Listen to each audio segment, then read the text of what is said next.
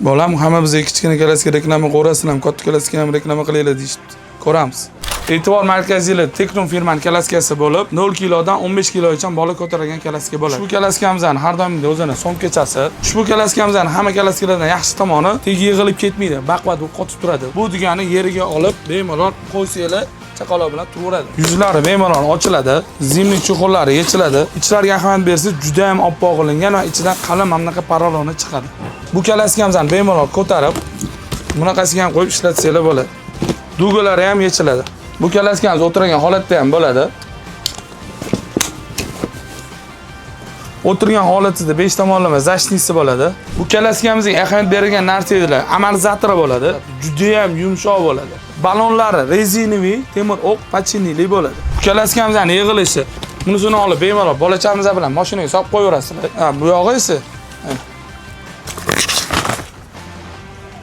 Bolam, bu kalaskamiz ota-onalarga yoqarmikan? Yoqsa agar sizlarga shu kalaskamiz kommentariyaga plus belgisini qoldiring.